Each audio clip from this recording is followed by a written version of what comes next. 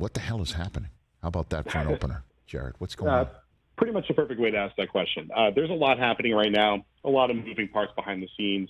Trying to suss out valid intel versus speculation is extremely difficult in times like this with a situation like this.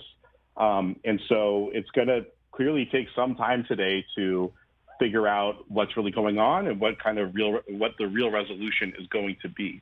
But there is an expectation that the Celtics are going to make some sort of statement and issue some sort of resolution by the end of today or tomorrow. Well, I think this can't go into tomorrow, Jared, and I'll tell you why.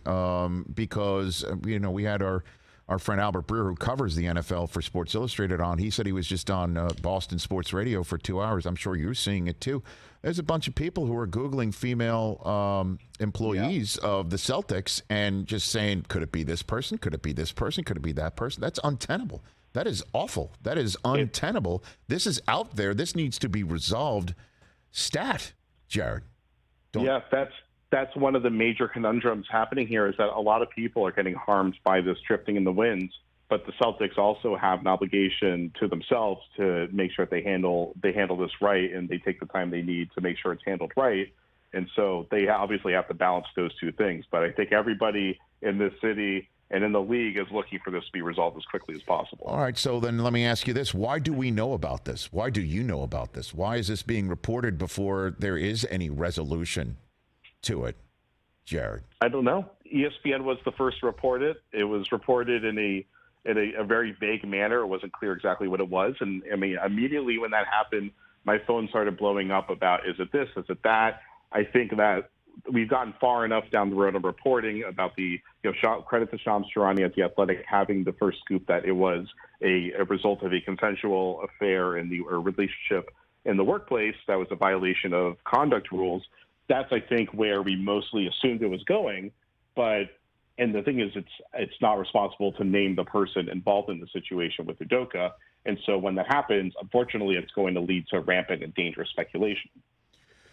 Okay, so it's not okay, but I guess that's just a turn of the phrase here. So what happens? What are you hearing is in fact occurring right now? Like, what due diligence needs to be done? The punishment, or do they know exactly what has occurred that is the violation in question, Jared?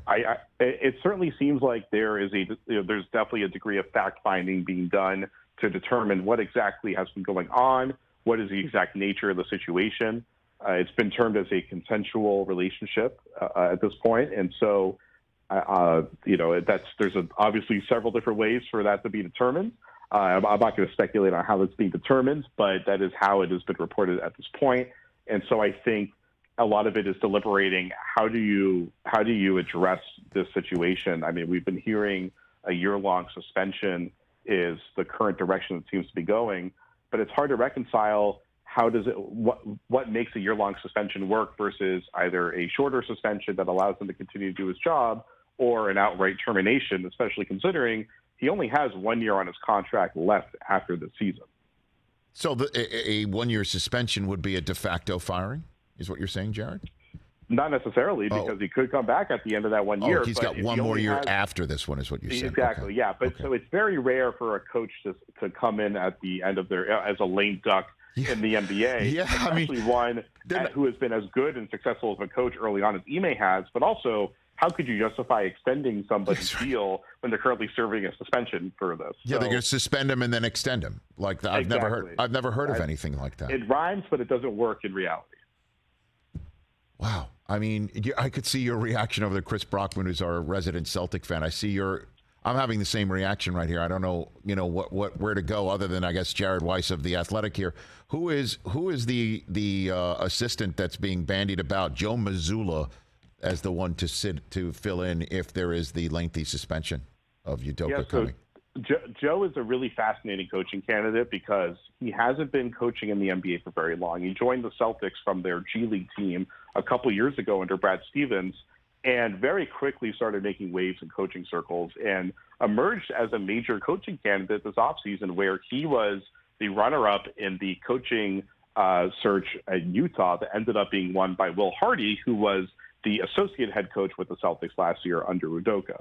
So Missoula has very rapidly gone to the forefront of coaching candidates, and he's very well respected within the organization for his game planning on both sides of the ball, his demeanor, which is he's kind of a quiet, understated guy, very much like Udoka. Not quite as much of a trash talker as Udoka is, but has that kind of similar demeanor that is similar to what Brad Stevens was and how Ime Udoka has coached. So he fits in to how this team operates pretty well. It's just that he was just this year getting promoted to the front of the bench. And it's very rare that an assistant coach goes from behind the bench, that second row where you're not one of the chief assistants, to all of a sudden being in charge. But he is a very promising prospect. But the other issue, though, is that he has had some arrests back when he was at West Virginia, domestic violence arrests, and so that is where the story gets a little bit more tricky. So why wouldn't, you got a guy who kicked himself upstairs, who knows the team, knows the roster, knows how to coach, knows how to be a championship coach. Any thoughts of Brad Stevens being the guy?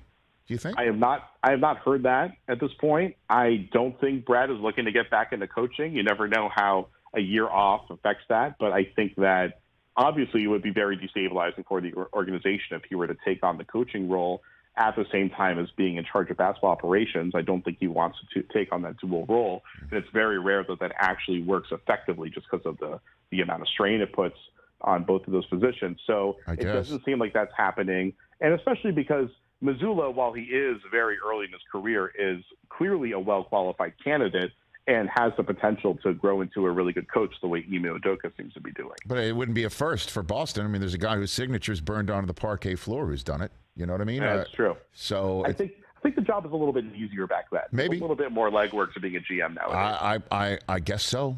I would imagine so. So I guess what's your best guess before I let you go, Jared Weiss of The Athletic here on the Rich Eisen Show?